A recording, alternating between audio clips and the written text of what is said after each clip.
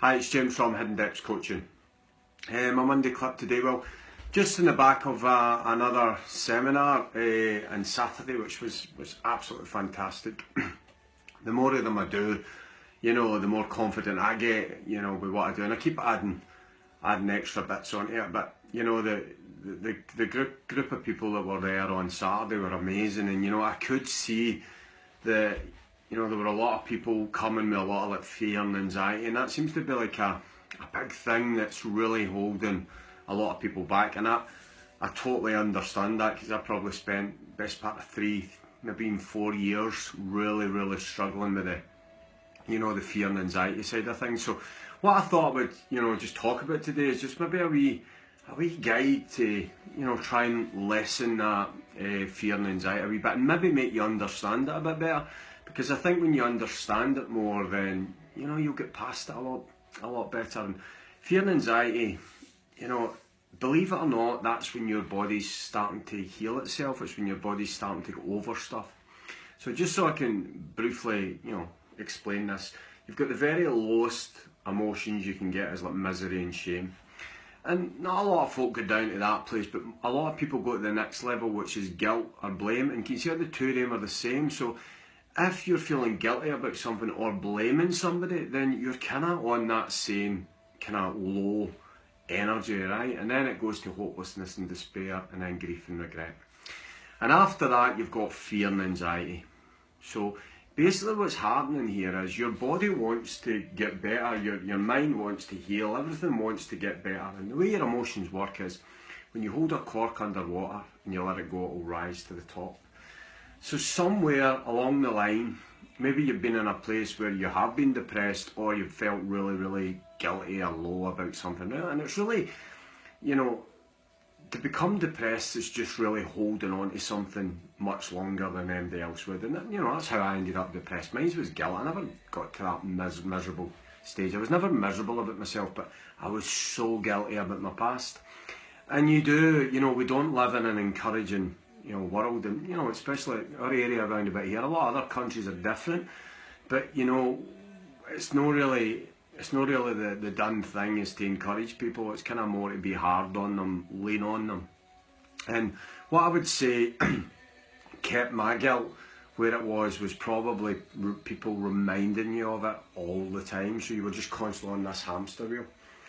So what's happening here, if you feel a feeling of anxiety, it's because you've actually started to let go of some of the guilts, some of the miserable feelings. And then when your body starts to rise up, then you feel this anxiousness feeling. And just after this anxiousness feeling, the best thing I used to use to get past this would be a bit of aggression, a bit of temporarily anger. And that's how sometimes I can go from 0 to 100, but I can get myself back down very quickly.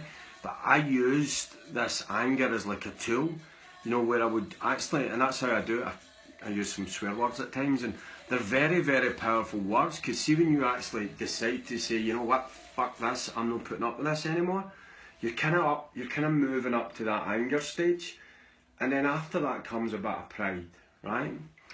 But, fear is your imagination undirected, where faith is your imagination directed. And there's no easy way out of this. You've got to work your way out of it, but there's a quick way out of it. And the quickest way is realising that you draw a line. And the reason grief and regret are the same energy, because when somebody dies, passes away, you can't bring them back. And that's the same with an event in your life. You cannot change it. All you can do is change the way you look at it. And the best way to do that is looking at your past, is to try and find some positives as well as the negatives. Because I genuinely believe if we all blamed ourselves equally, right, fairly, but you just blame yourself for all the shit you've done, you never ever blame yourself for all the good, everything that you've done that's good. So we need to even it up. And I'm not saying be delusional, kid on stuff never happened. I'm fully responsible for what I've done in my past, but you know what, it's my past, and all you can do is get better moving forward. So the quickest way to get to that, the quickest way to releasing anxiety, and you've got to realise it's a muscle, and it is, you've got to look at all your guilts, all your misery, all your shame, whatever you've done for your past, and blame it evenly. until you get to a bit where you say, you know what, I done that because of X amount of conditions. Then from this place here, you've got to use a bit of temporary anger at times. If you feel yourself, get through this fear and anxiety, don't go back down to guilt and blaming others for it. Even if you need to give yourself a right good boot in the arse, then after that you will start to feel a sense of pride. And pride is the highest energy that's still in a red zone. And the reason is because, if you're just driven by pride alone, then you'll end up being too hard on yourself. It ends up moving over to a demanding stage. But temporarily getting to a bit, pride's much better than guilt. Pride's much better than feeling hopeless. And then from there, you're starting to move into this greener zone, which is things like trust and satisfaction, courage, empowerment, inspiration. And again, you've got to work it. So for the next 30 days, what I would do, if you really want to work on your anxiety, look at everything you feel guilty for. Take some time out, go somewhere, take some time out, and appreciate it. Blame yourself equally for it. Then realise that the only thing that's going to get you out of this is you and your pride. And if you could spend the next 30 days doing things like not snoozing your alarm, watching motivational clips, going walks, going to the gym, building that faith muscle, after 30 days, anxiety could just be a thing of the past. And we all feel anxiety at times, but you just don't live there anymore. If I'm surrounded by people that are blameful and guilty, it actually makes me feel horrible inside. But then I just move it out of that situation and then go and build my faith muscle back up again. And that's simply the difference in life. The difference in life is it fear? Is your imagination undirected? Or is it faith? Your imagination's directed. So, if you follow this step-by-step guide, then, you will start to move your way out. And listen, that's why I've created these seminars and obviously doing my coaching. I know what it feels like to feel like that. And I don't want anybody else to feel like that. So I'll do whatever I can to get people by their past. No matter what it is, no matter how bad it is, and no matter what they've done. Because all they can do is fix it going forward. They can't get back. So disencouragement is what's causing fear and anxiety in our area. Disencouragement.